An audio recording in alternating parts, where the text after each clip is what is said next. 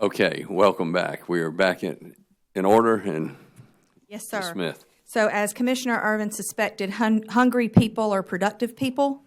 And if it pleases the commission, after consultation with counsel for the other parties, we have some witnesses that their testimony could be entered into the record as if they had appeared, and we would provide subsequent verification for the court reporter if it pleases the commission. And those witnesses would be David Doss, Kendra Ward, and Jay Oliver. Okay. So do we need to do that right now? Right now? Sure. Okay. So, I guess technically I'm making a motion. I'm making a motion that their testimony be entered into the record as if they had appeared on the stand, complete with their exhibits, and we would provide verification. all right, let's go through these one at a time then, and get those in correctly. Okay, will the direct testimony of David L. Doss will be entered into the record as though given orally from the stand. It has exhibits 1 through 4. Exhibits 1 through 4 will be entered as Exhibit 21. Is that right? Okay. Okay, then the next is Kendra Ward. Is that correct? Yes, sir. Okay, so Kendra Ward's pre-file direct testimony will be entered into the record as though given orally from the stand. And Jay Oliver's a little different, sir. If you'd let me just speak to Mr. Oliver. What about the exhibit for Kendra Ward? Exhibit, yes, sir, that needs to be entered. Okay, it's a revised Exhibit 1. Yes, sir. Okay, revised Exhibit 1 will be entered as Exhibit number 22. Okay. Okay, sorry. As for Mr. Oliver, with the stipulation and commission's order intact to address the grid improvement plan in another docket, we do not need to enter all of Mr. Oliver's exhibits in this case, given that the vast majority of them are related to the grid improvement plan. Okay. So for Mr. Oliver, all we would need to enter would be his Exhibit 1. Okay. So Mr. Oliver's pre-file direct testimony will be entered into the record as though given orally from the stand, and his Exhibit 1 will be hearing Exhibit number 23. 23. Okay.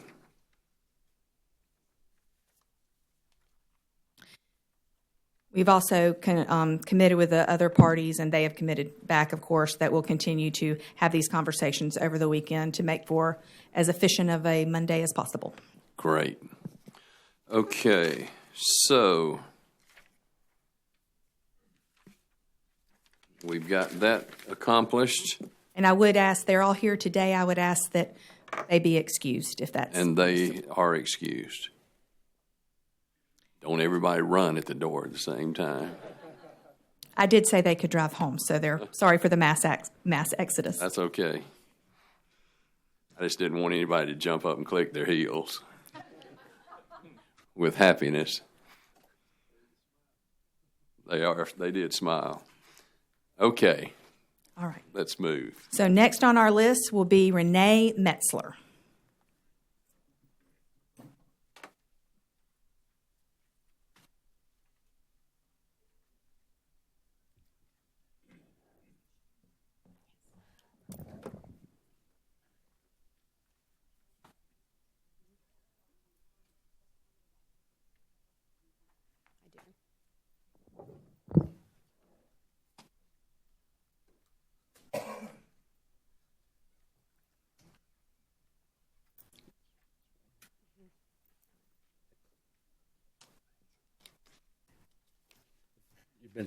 Would you state your name for the record, please, Ms. Metzler?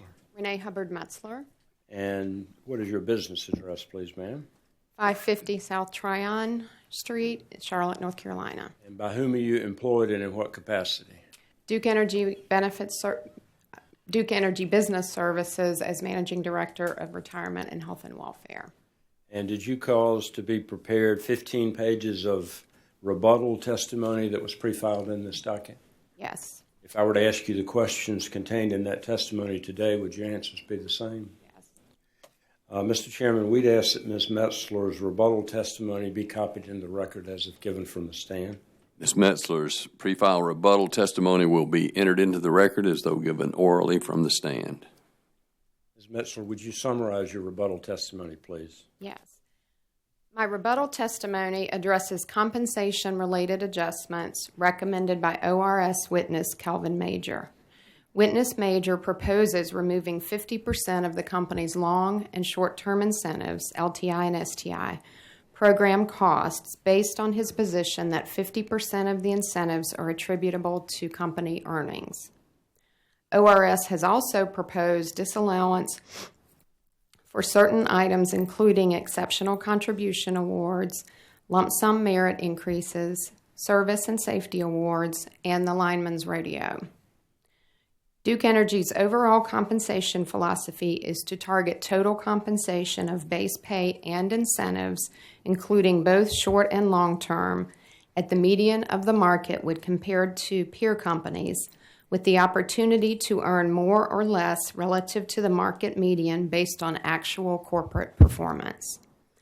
Therefore, it is not appropriate to consider the various components of total compensation in isolation, as does with Witness Major. The total compensation concept is depicted in figures 1, 2, and 3, which are attached to my summary. In order to attract a well-qualified and well-led workforce, the company must compete in the marketplace to obtain the services of these employees. The recommended adjustment to LTI and STI would render the company's compensation uncompetitive with the market, which would result in the inability to attract and retain the talent this company needs to run a safe and reliable electric system. No witness in this proceeding challenges the reasonableness of the level of compensation expenses reflected in the rate-making test period for the company. No one has challenged that the compensation and benefit programs are necessary and critical in their entirety for attracting, engaging, retaining, and directing the efforts of employees with the skills and experience necessary to safely, efficiently, and effectively provide electric services to Duke Energy Progress customers. Accordingly, for the Commission to abrogate these incentives and benefits would be a severe detriment to customers and would result in a disallowance of a prudently incurred cost. Moreover, compensation and incentives tied to metrics such as earnings per share and total shareholder return benefit customers because those metrics reflect how employees' contributions translate into overall financial performance. EPS, for example, is a measure of the company's financial performance, and that performance is reflective of how certain goals, such as safety, individual performance, team performance, and customer satisfaction, all of which are components of incentive pay, are met in a cost-effective way. Divorcing employee performance from such an important measure of a rate-regulated company's overall health makes no sense and is counterproductive. Finally, the ORS has recommended a disallowance of expenses related to employee lump sum merit payments, exceptional contribution awards or spot bonuses, service and safety awards, and the lineman's rodeo. All of these programs enhance and reinforce employee engagement and/or reduce overall costs. Using employee engagement programs as a means of retaining critical skills benefits customers through higher service levels and lower turnover costs.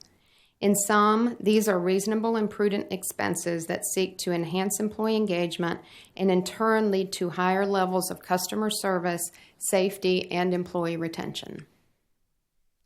Does that conclude the summary of your rebuttal testimony? Yes, it does. Thank you. We'll ask you some questions now about the rebuttal testimony of ORS witness Kelvin Major. Did you review his rebuttal testimony? Yes, I did. Did you see his explanation of the ORS disallowance, recommended disallowance of 50% of the company's incentive compensation? Yes. Did you see that Mr. Major's rationale for the disallowance was that the incentive compensation was based in part on measurements like earnings per share and total shareholder return. Yes. Is it the case, Ms. Metzler, that 50% of the DEP incentive compensation was based on measurements like EPS and total shareholder return? No, it's not. Did you prepare a spreadsheet that shows the amount of the disallowance that would result if the Commission decided to accept the ORS rationale of excluding incentive based on shareholder-related measurements, but use the actual figures? Yes, I did. If I could get the Elmo, please.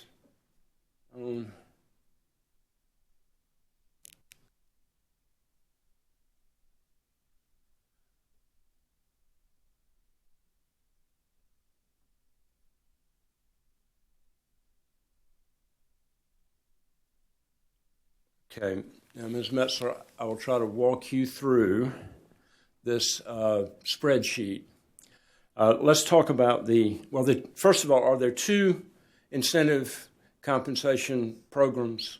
Yes, there's a short-term incentive program and a long-term incentive. Let's talk about the long-term incentive program first. Is that this column here? Yes, it is.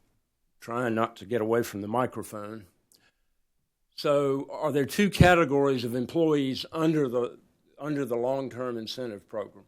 Yes, there are. There's you'll see the performance column. That is our CEO and executive leadership team of 99 employees. And then the retention column is the other, includes the awards for the other employees covered in LTI, and there are 547 of those employees. Now, with the first group, the CEO and ELT, is a portion of the long-term incentive plan or long-term incentive compensation that is available to those folks, is a portion of that based on earnings per share or total shareholder return? Yes, 75% of their performance shares are based on EPS and total shareholder return. And with respect to the other category of employees who qualify for a long-term incentive compensation, is any portion of their incentive that's available to them based on earnings per share, total shareholder return? No, it's not. Those awards are for retention purposes only, and the employee just has to be employed on the vesting date to receive that award. Okay. And what is the $490,000? I guess that's $490,000 figure. What does that represent that you put there?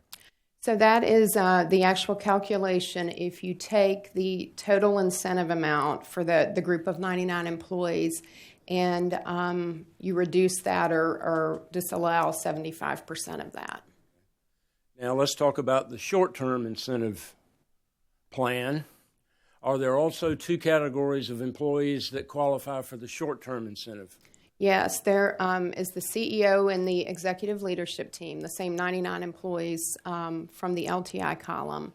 And then there are all other employees, and there are 29,144 of those company-wide. With respect to the first category, CEO and the ELT, the 99 employees, is a portion of their short-term incentive compensation based on earnings per share or total shareholder return? Yes, for most of them, 50% of their STI is based on EPS. Okay. With respect to the other category, 29,000 other employees, is any portion of their short-term incentive compensation based on earnings per share or total shareholder return? Yes, 30% of their target opportunity is based on EPS. And the figures down here are the numbers, just to speed things up, these are the numbers that you have calculated if the Commission applied these percentages to the compensation, to the incentive compensation in those groups. That's the numbers that would be produced? Yes, that's correct. Now, just to be clear, Ms. Metzler, I don't want to give away our primary position in this case. It's the company's position that all of the incentive compensation is appropriately covered in rates for the reasons that you explained in your rebuttal testimony. Is that right? Yes, that's correct. If the commission decides, as we talked about earlier, that it will accept the ORS rationale, but decides to apply the percentages in the fashion that you have described through this demonstrative exhibit, what are the two numbers? What are the alternative numbers? The ORS number and the alternative number applying the real percentages. So the ORS number, which again is just a broad application of 50% of the incentives, that number is $4.172 million.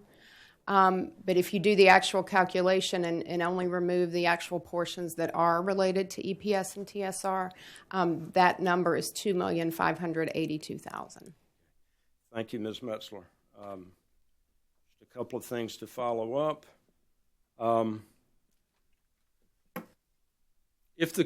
you have an approximate number for if the commission decided to only exclude incentive compensation associated with earnings per share or total shareholder return, but only apply that to the CEO and executive leadership team, that group of 99 employees? Do you have an approximate number of what that figure, that disallowance would be? Yes, it would be approximately $622,000. Thank you, Ms. Metzler. One last thing, in Ms. Edwards' opening yesterday, she referred to the incentive compensation plan as a bonus. Do you agree that the incentive compensation plan is a bonus? No, I don't. It's an incentive plan. It is part of the each employee's market competitive pay. It does have performance metrics that need to be met, so it's not a bonus plan, but an incentive plan.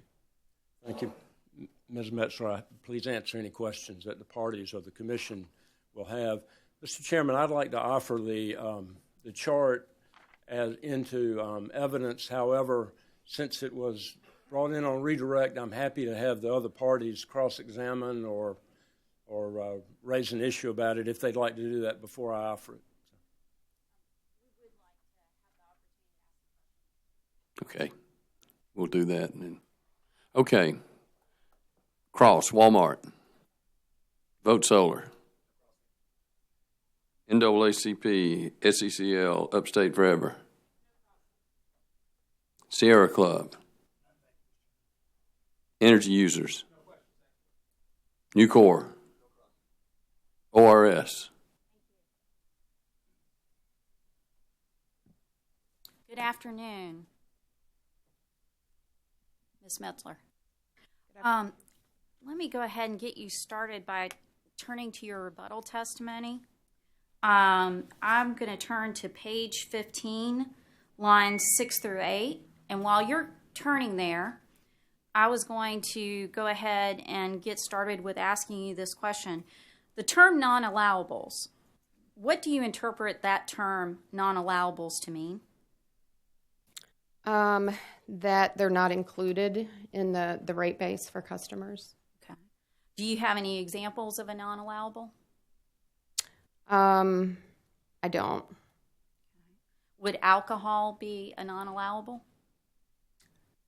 I'm afraid I can't answer that. I don't know. Okay. The commission has several orders that exist before ORS was even in existence, and those orders in prior rate cases. Did you review those at all in preparing your testimony? No, I did not. Okay. Turning to that page 15, are you there? Mm-hmm, I am. Okay. You state that the ORS has removed expenses relating to a team lunch, decorations for an office celebration, and coffee supplies in the office, among other things. Do you see that testimony? I do. Okay. So in preparing your testimony, you examined the expenses, or at least some of the expenses that ORS removed. Is that correct? I can't speak to the actual dollar amounts. Witness Bateman can speak to that. I can speak to the philosophy behind why we offer certain programs to employees. Okay. And so you would have maybe not looked at the dollar, but at least the item. Mm-hmm. Okay. All right. If I may approach the witness.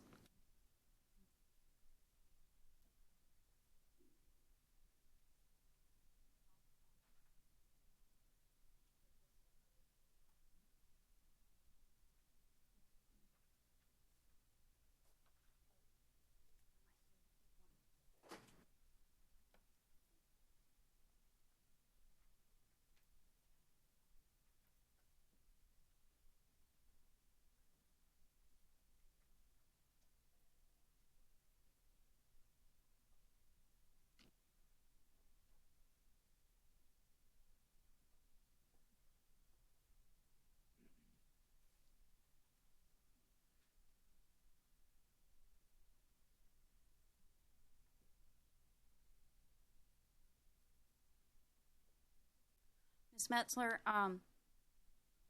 what I have provided you is actually information.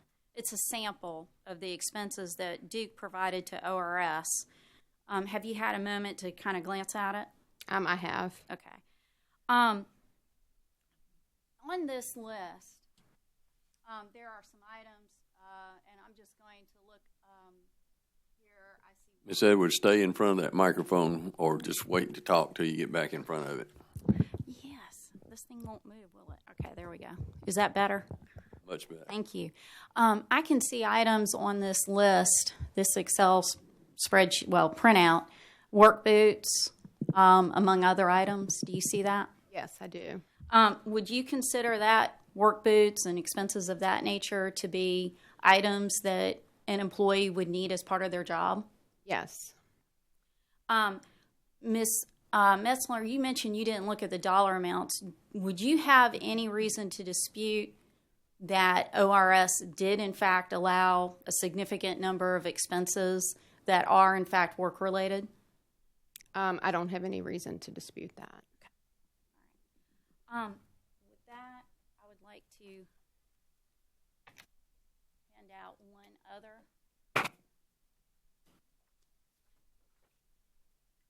May we approach the witness? Yes, ma'am. Thank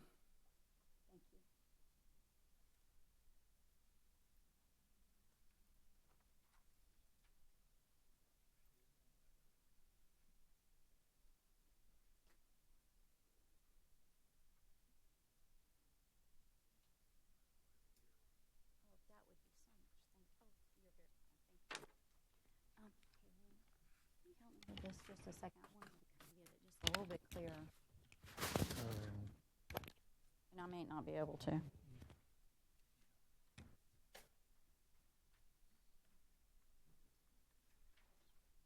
Should have tried to get it in bigger print.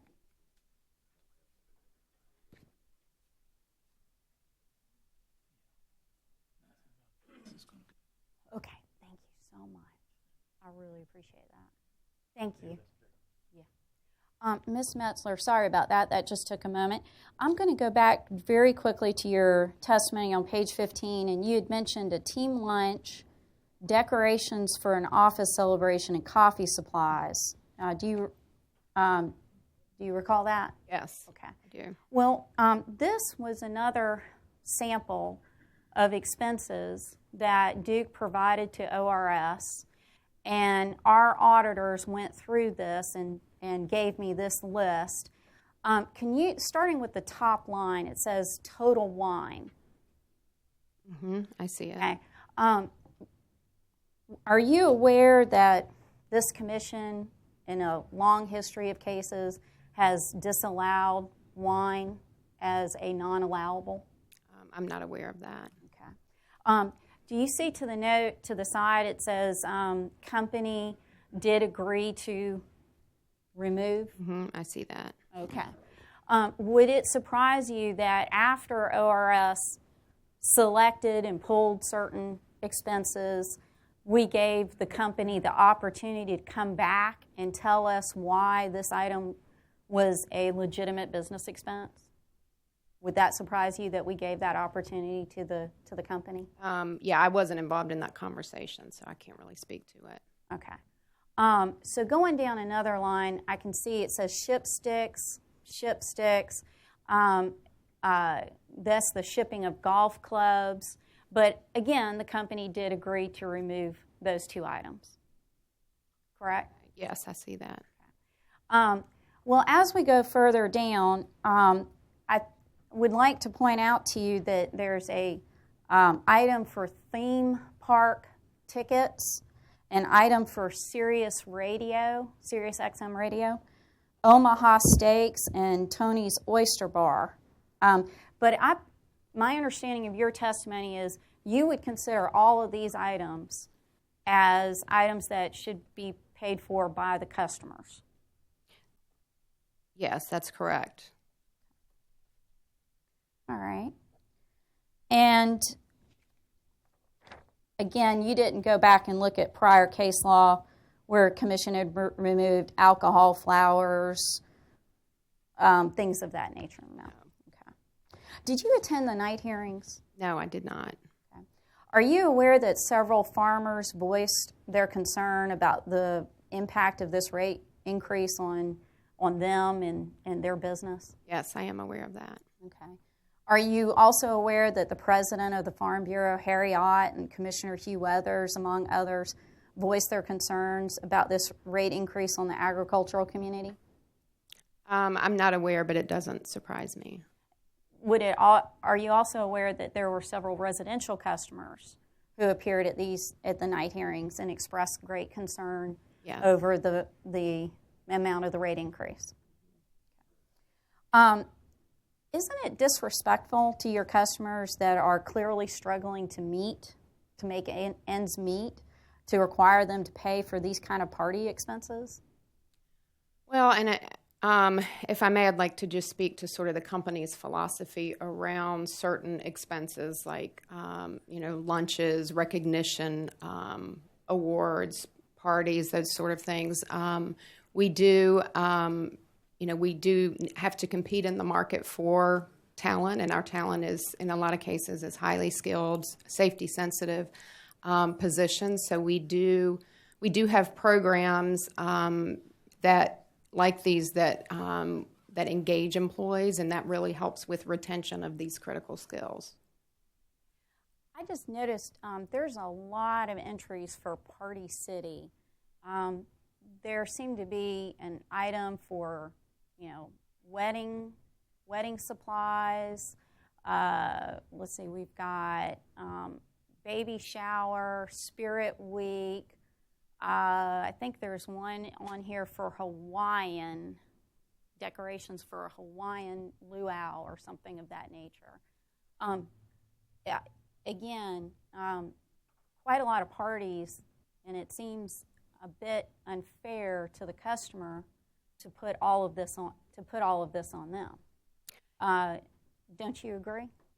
Again, we don't believe that these expenses are excessive, and we use those types of events to just help with employee engagement. Okay. Since these the expenses are small, isn't that even better argument that the shareholders should pick them up as opposed to the customers? I can't really speak to that. I've not reviewed this spreadsheet in detail, but as I mentioned earlier, Witness Bateman can address that. Well, I did notice that there were some items that the company did reconsider after ORS pointed it out. Like, for example, one of the other items that was reconsidered in addition to the shipping of the golf clubs was the PGA tournament. So the company did ultimately decide that the shareholder could bear some of these costs. Correct? Again, I can't really speak to that. Well, last item really on this topic, I noticed the company ordered Omaha steaks, not steaks from the local South Carolina farmers. Is there a question? Well, wouldn't it have been more supportive of the Duke Energy Progress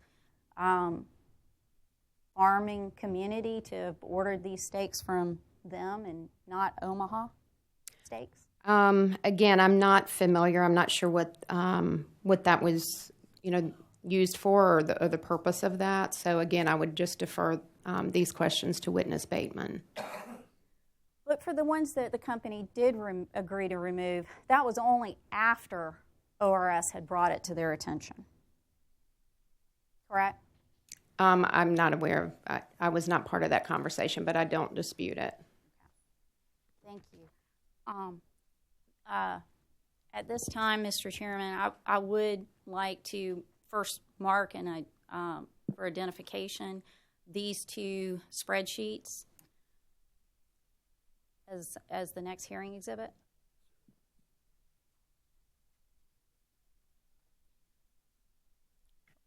I've actually just marked for identification at this time. Okay, we'll mark these as 24. Thank you. All right. I do have some questions on compensation. Just one moment.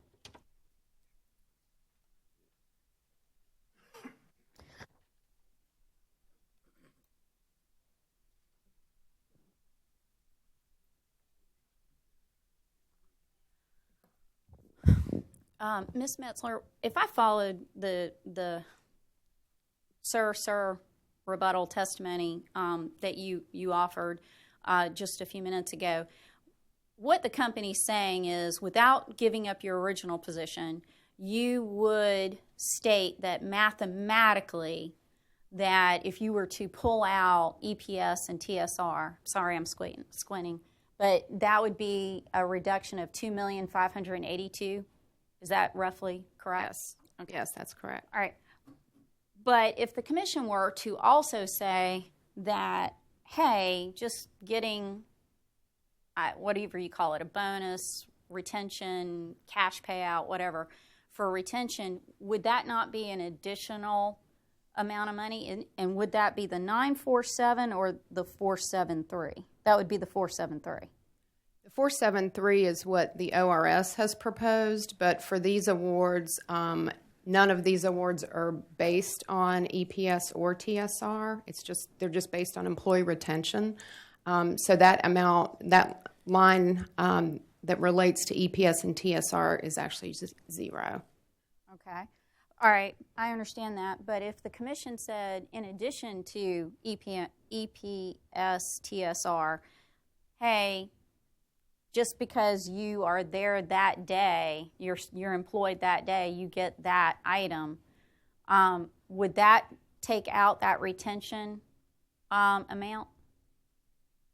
I'm not sure I understand the question. You had mentioned that there was an amount that was, one of the criteria is you just had to be employed. I wrote it down. Yes. Okay. And the amount that's attached to just having to be employed, is that that retention? Yes, you're talking about the column where the total expense is 947. Yes, ma'am. Yes. Okay. All right. So I could add the 947 plus the 2582, and that would be those two buckets together. And I understand they're two separate buckets, but if I wanted to have that retention plus the EPS TSR, that would be the addition of those two items. Is that correct? Yes. Yes. But our position or our opinion is that that is not based on EPS or TSR. So it should not, in this example, that's the reason we have a zero there. It wouldn't be disallowed. Okay. Thank you. I am almost done, Mr. Chairman. Very close. One last thing. May we approach the witness? Yes.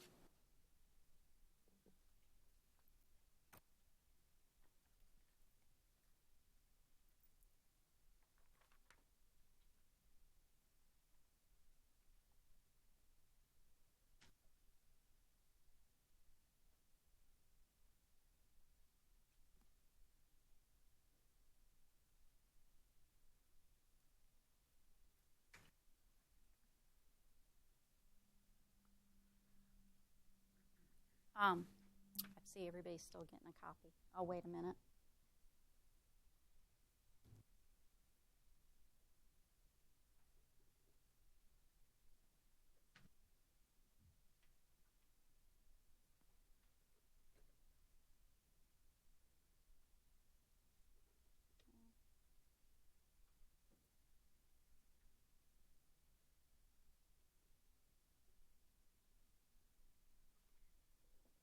I'm just going to have to hold it.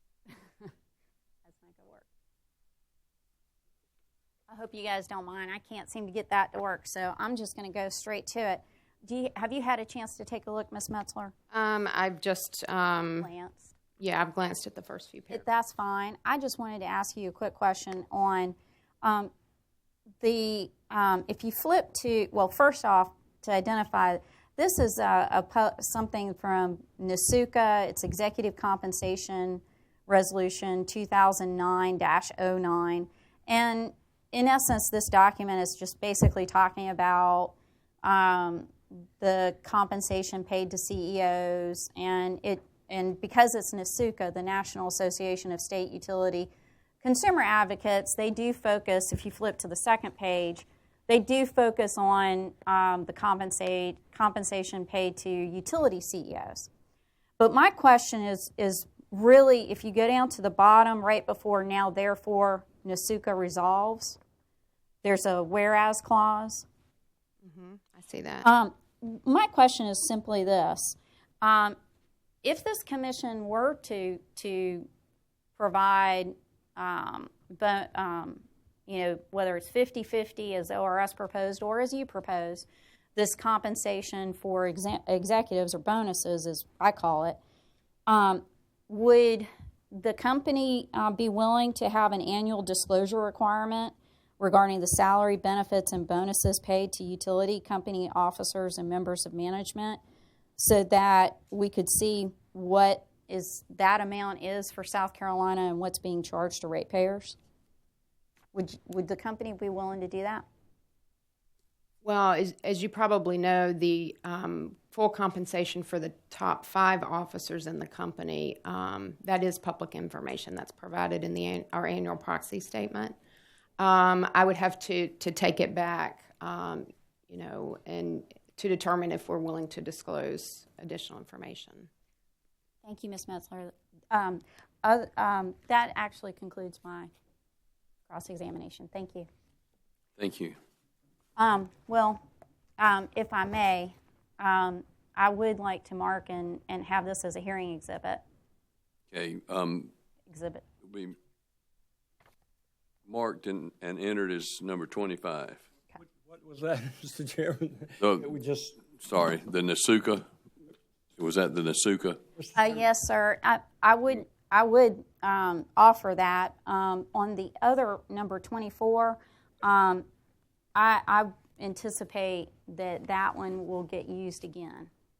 Okay. We have an objection to the NSUCA. It's 10 years old, Mr. Chairman. I don't know whether this still applies or even what its relevance is to what any of the issues in this case. I would just simply offer it for the fact that it's granted the numbers are a lot smaller, 5 million and 10 million, but as we've already seen from the testimony and the information that came out in night hearings, the values for utility, the values of the compensation for executives in the utility sector have only gone up, not down, since 2009. So in terms of transparency, openness and transparency for the customers, having this information available as to what they would be paying, I think NSUCA makes a really good point, and that's why we offer it.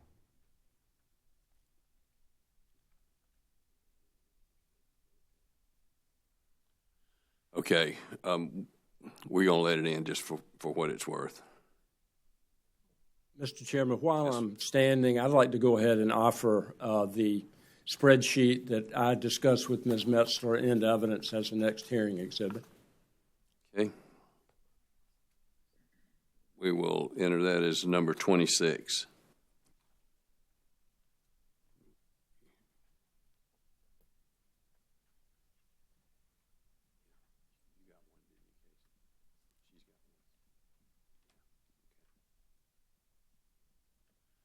Okay. Now, Ms. Edwards, are you complete? Yes, sir. I mean, I don't know if opposing counsel does have an objection to hearing Exhibit 24. That would be fine if you do, but if you don't, that we can handle that now.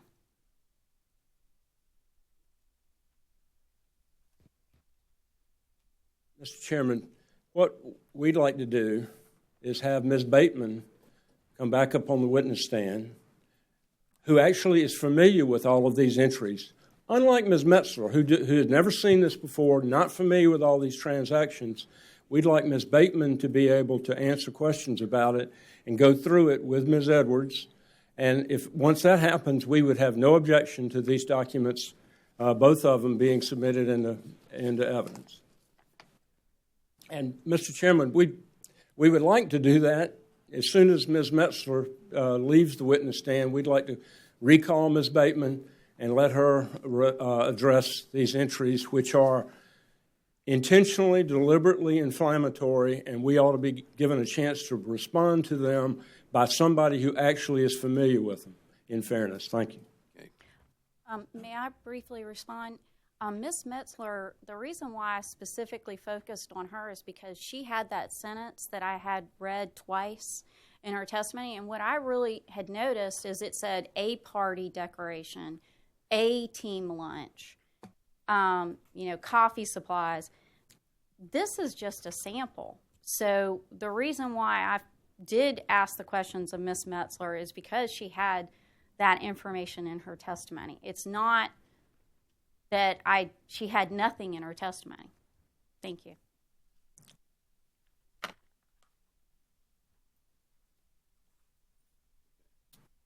Okay. Yes, we will allow her to be recalled after this. Thank you, Mr. Chairman. So, okay. That's all I had. Okay, thank you. All right. I was going to ask for any, well, go ahead. Because we haven't done redirect or any of that yet. After redirect, we would request maybe a 10-minute break if that's timely. Sure. Okay, any redirect? I do have a question. Because Ms. Bateman's not been released and she's being called back to the stand, I would ask that, I don't know if counsel intends to prep Ms. Bateman, but I would ask that not. She's still under oath. Thank you. Right, she's still, we didn't excuse her, so she's still under oath. Okay. Yeah, sorry about that. Commissioners. Commissioner Williams. Thank you, Mr. Chairman. Good afternoon, Ms. Metzler. I tell you, I still haven't been able to figure this out, but people they get real funny about money and how you spend it. Noticed, yes. Yeah. We've talked about that a lot during the course of this hearing and the last. Looking at some of these spreadsheets takes me back to my time as a drug rep, where I had an expense account of $6,000 a month to entertain doctors and their staff, and I spent it all. My family used to pick at me. They used to pick at me and say, you're the reason why our prescription medicines are so high, because you're taking those doctors out. And they could care less about how much it costs to actually take an idea in a lab and bring it to market. They could care less about research and development costs. All they saw were men and women like me in fancy suits. So they said, I bought off the rack, at restaurants looking like we were enjoying ourselves. And now my understanding is drug reps can't even give pens to physicians anymore. That's how much things have changed. So you would agree with me that perception is reality. Is that a fair statement? Yeah, I would agree. Okay. And do you understand counsel for ORS? Do you understand her point, comparing and contrasting some of the expenses listed, and I don't, the document hasn't been entered yet, but she referenced Party City, Total Wine, Omaha Steaks. Do you understand her point in comparing those costs to some of the comments that we've heard at night hearings, struggling farmers and poor people trying to pay their energy bill? Yes, I do understand her. Okay. How, and maybe you're not the appropriate person to answer this question. If you're not, that's fine. But how does this commission, how should we view the company's spending on the costs we've seen here? How should we view that when we also see struggling farmers and those who are poor also struggling to pay their bills? Why should we support such costs or approve such costs? Yeah, spending, I should say. I do think Ms. Bateman is the more appropriate witness to handle any questions about the proposed disallowables. I got you. Well, you did, I think in your summary, you talk about costs generally and how incentives and spot bonuses, things of that nature, can reduce customer costs. Could you give me a specific example how such spending reduces customer costs? So the examples that you just used actually are more toward engagement. I think I mentioned that we use them as tools for engagement. The one that we, in my list that would actually reduce cost is the lump sum merit, paying an employee who's been in their position a while and their base pay is high in the range. Then in lieu of an in-base merit increase, we give them a lump sum. And that lump sum doesn't have the compounding effect of being added to base pay. So that's the one that would actually reduce cost. But we believe that the others do promote engagement, which leads to higher productivity and lower turnover with our employees. I got you. And I appreciate that. Being an employee of a corporation before, my own personal experience is that perks made me work harder. But just with you saying that, it leaves me wanting a little bit more. Do you have any employee surveys or studies to show, hey, you know what, the Omaha Steaks made me stay? I was thinking about leaving, but I got this spot bonus, and it made me stay. Do you have anything that you could provide to the commission to support your assertion that these programs actually help with retention?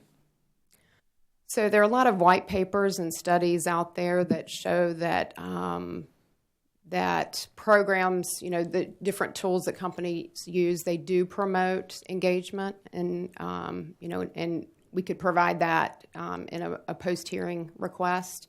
I don't have anything with me today, but we do track engagement for employees. We do engagement surveys. So we do see that there is a tie between those types of tools and actually keeping employees engaged. And so, if I understand you correctly, you're generally referencing industry surveys as opposed to a Duke-specific study or survey? Well, the engagement survey that we do is a Duke-specific survey. And that supports that the incentives have increased retention? We ask questions on that survey about pay overall. I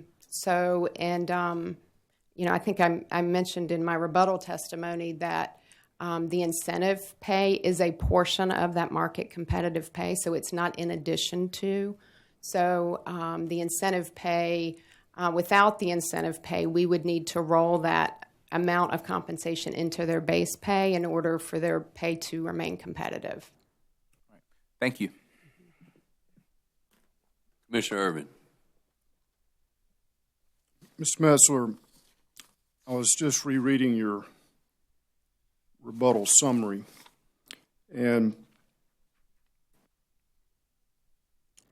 your last sentence kind of leaped off the page and caught my attention. You said, in sum, these are reasonable and prudent expenses.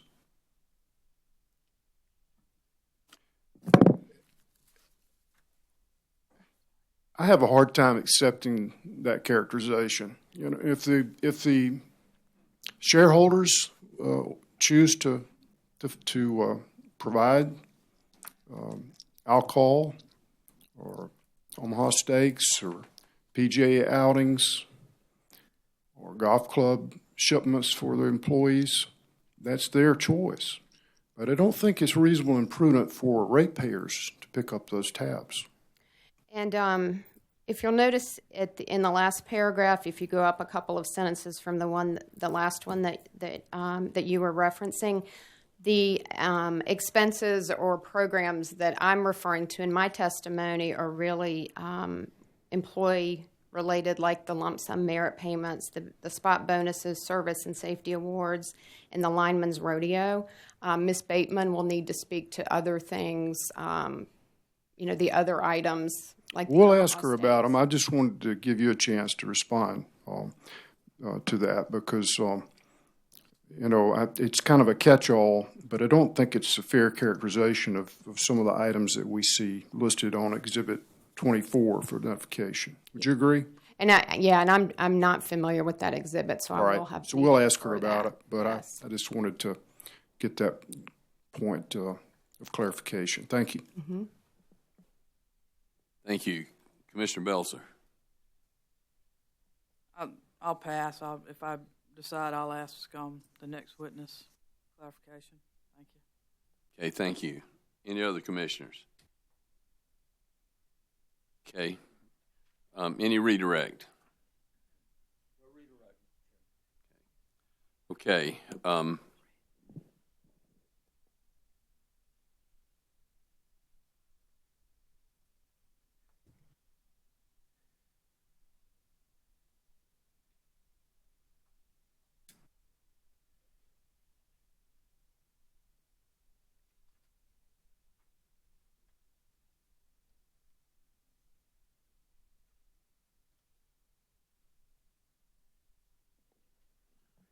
We're going to take 10 minutes.